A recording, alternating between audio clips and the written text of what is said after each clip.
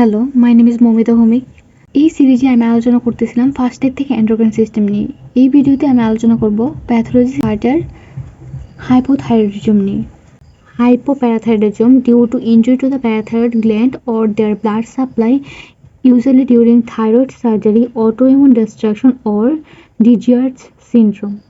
মানে কি হাইপোপ্যারাথাইরয়েডিজম হয় কেন? হাইপোপ্যারাথাইরয়েডিজম হয় যখন প্যারাথাইরয়েড গ্ল্যান্ডের কি হবে, ইনজুরি হবে।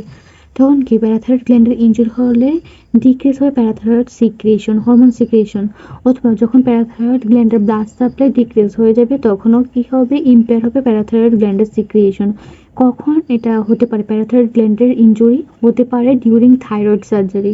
আচ্ছা, অটোইমিউন ডিস্ট্রাকশন, প্যারাথাইরয়েড গ্ল্যান্ডে যদি অটোইমিউন ডিস্ট্রাকশন হয় মানে কি প্যারাথাইরয়েড গ্ল্যান্ডের সেলরা নিজের উপর নিজেরাই অ্যাটাক করতেছে, তখন কি এটাকে বলা হয় অটোইমিউন ডিস্ট্রাকশন। আচ্ছা, হাইপোপ্যারাথাইরয়েডিজম হতে পারে। আচ্ছা, দেন ফাইন্ডিং হলো জানি হাইপোক্যালসিমিয়া। আমরা জানি হাইপোক্যালসিমিয়া হবে কেন? যেহেতু প্যারাথাইরয়েড হরমোন আমাদের কি করে, ইনক্রিজ ক্যালসিয়াম অ্যাবজর্পশন। আর যেহেতু এখানে প্যারাথাইরয়েড হরমোনই সিক্রেট হচ্ছে না, তাহলে এটা কি হবে, ক্যালসিয়াম অ্যাবজর্পশন কমে যাবে, তাহলে হাইপোক্যালসিমিয়া হবে। অ্যান্ড ক্যালসিয়াম কমে গেলে কি হয়, টিটেনি হয়, আমরা জানি। ফাইন্ডিং আমরা কি পাবো? হাইপোক্যালসিমিয়া, হাইপারফসফেটেমিয়া অ্যান্ড টিটেনি পাবো। আচ্ছা, কোবোস্টিক সাইন মানে কি tapping of facial nerve, contraction of the facial muscle. মানে যখন আমরা ফেশিয়াল নার্ভ ট্যাপিং করব চিকের এখানে, তখন আমাদের কি হবে, কন্ট্রাকশন অফ দ্য ফেশিয়াল মাসেলগুলো কন্ট্রাকশন হবে।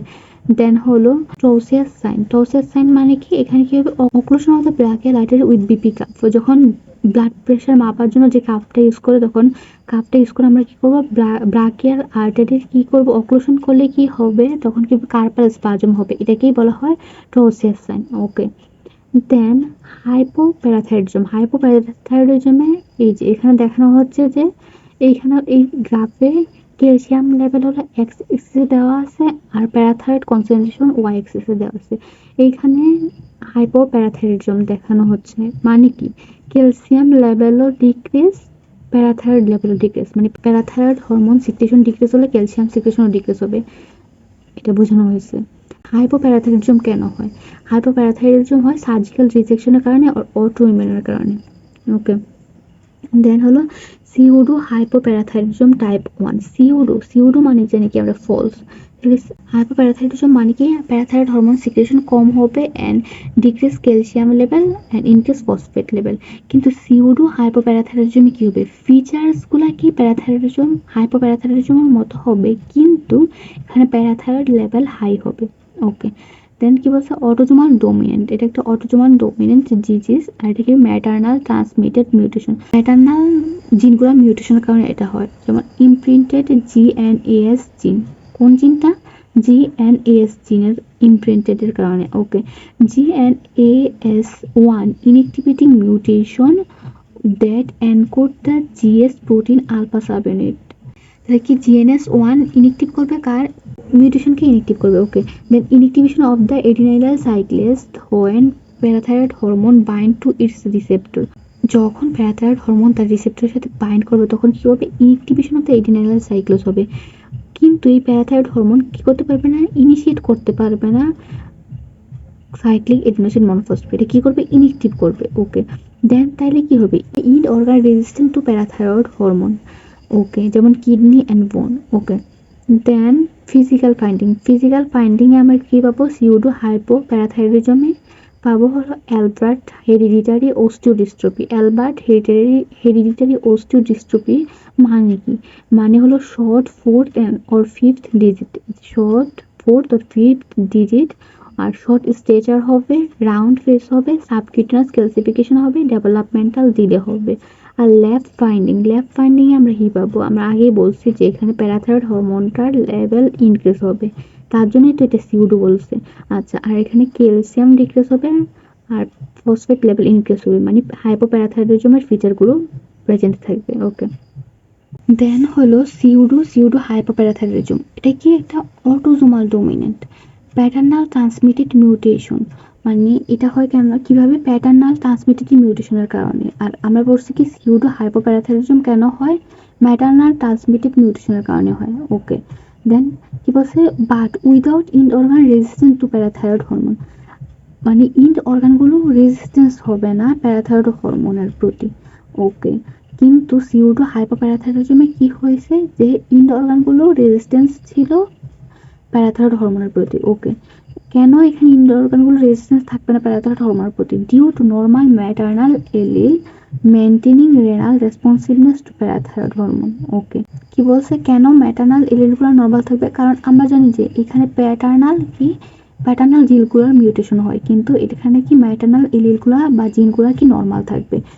তো এই ম্যাটারনাল জিনগুলাই কি করবে, মেনটেন করবে renal responsiveness to parathyroid hormone. তার কারণে কি হবে, ইন অর্গানগুলা রেজিস্ট্যান্স হবে না প্যারাথাইরয়েড হরমোনের প্রতি। Okay, then physical finding same as Albright hereditary osteodystrophy. মানে অ্যালবার্ট হেরিডিটারি অস্টিওডিস্ট্রফিতে যে ফাইন্ডিংগুলো পাইছি ওই ফাইন্ডিংগুলো আমরা কি পাবো সিউডো হাইপোপ্যারাথাইরয়েডিজমে। ওকে, মানে কি short 4th and 5th digit, then short stature হবে, রাউন্ড ফেস হবে, সাবকিউটেনিয়াস ক্যালসিফিকেশন হবে, ডেভেলপমেন্টাল ডিলে হবে। ওকে, ল্যাব ফাইন্ডিং কি থাকবে? ল্যাব ফাইন্ডিং এখানে নর্মাল থাকবে। কেন নর্মাল থাকবে? আমরা জানি কি মাইনাসে মাইনাস কি হয়, প্লাস হয়ে যায়। এখানে যেহেতু সিউডো হাইপোপ্যারাথাইরয়েডিজম হয়েছে, তাহলে কি সিউডোতে কি হয়ে যাবে, এটা নর্মাল হয়ে যাবে থাইরয়েড লেভেল। ওকে, দেন তার জন্য নর্মাল প্যারাথাইরয়েড হরমোন, দেন ক্যালসিয়াম, দেন ফসফেট। ওকে, এই টেবিলটা অনেক ইম্পর্টেন্ট। ওকে, দেন প্রথম মনে রাখি কি ভিটামিন ডি ডেফিসিয়েন্সি ও নিউট্রিশনাল ডেফিসিয়েন্সির ক্ষেত্রে ল্যাব ফাইন্ডিং কী হবে? এখানে যেহেতু নিউট্রিশনাল ডেফিসিয়েন্সি হচ্ছে তাহলে কি ক্যালসিয়াম, ফসফেট সবগুলো ডিক্রিজ হবে, আর প্যারাথাইরয়েড হরমোনটা ইনক্রিজ হবে, অ্যালানিন, ফসফেট ইনক্রিজ হবে, আর একটি ভিটামিন ডি ডিক্রিজ হবে, আর একটি ভিটামিন ডি ইনক্রিজ হবে যেহেতু প্যারাথাইরয়েড হরমোন ইনক্রিজ হয়েছে। আচ্ছা, ফার্স্ট ডিগ্রি হাইপারপ্যারাথাইরয়েডিজম, এখানে এটা দেওয়া নাই, এটাও পড়তে হবে যে ফার্স্ট ডিগ্রি হাইপারপ্যারাথাইরয়েডিজমে কি হবে। পরবর্তী পেজে আলোচনা করা হয়েছে যে হাইপারপ্যারাথাইরয়েডিজম নিয়ে, যখন এটা পড়বো তখন ইজিলি বুঝতে সুবিধা হবে। তারপর বলে দিচ্ছি যেহেতু হাইপারপ্যারাথাইরয়েডিজম কি প্যারাথাইরয়েড হরমোন সিক্রেশন ইনক্রিজ হবে। আচ্ছা, ফার্স্ট ডিগ্রি হাইপারপ্যারাথাইরয়েডিজম কেন হবে? যখন প্যারাথাইরয়েড অ্যাডেনোমা হবে, মানে প্যারাথাইরয়েড অ্যাডেনোমা হলে কি হবে, প্যারাথাইরয়েড হরমোন সিক্রেশন ইনক্রিজ হয়ে যাবে। Okay, parathyroid hormone secretion increase হয়ে যাবে, increase of the first degree hyperparathyroidism, আর ক্যালসিয়াম লেভেল ইনক্রিজ হয়ে যাবে, আর ফসফেট লেভেল ডিক্রিজ হয়ে যাবে। আচ্ছা, তাহলে সেকেন্ড ডিগ্রি হাইপারপ্যারাথাইরয়েডিজম এটাতে কি হবে? এটা হয় কারণ হলো যখন ডিক্রিজ দ্য ক্যালসিয়াম ইনটেক, তাহলে এই যে ক্যালসিয়াম ইনটেকটা ডিক্রিজ হচ্ছে কিন্তু প্যারাথাইরয়েড হরমোন ইনক্রিজ হচ্ছে অ্যান্ড ফসফেট লেভেল ইনক্রিজ হচ্ছে। ওকে, দেন হাইপোপ্যারাথাইরয়েডিজম, আমরা পড়ছি যে হাইপোপ্যারাথাইরয়েডিজমে প্যারাথাইরয়েড হরমোন সিক্রেশন ডিক্রিজ হয়ে যাবে, যার কারণে ক্যালসিয়ামও ডিক্রিজ হয়ে যাবে কিন্তু ফসফেট ইনক্রিজ হবে। আর সিউডো হাইপোপ্যারাথাইরয়েডিজম, এখানে কি বলছে যে আমরা জানি যে প্যারাথাইরয়েড হরমোন ইনক্রিজ হবে আর ফসফেটও ইনক্রিজ হবে কিন্তু ক্যালসিয়াম ডিক্রিজ হবে।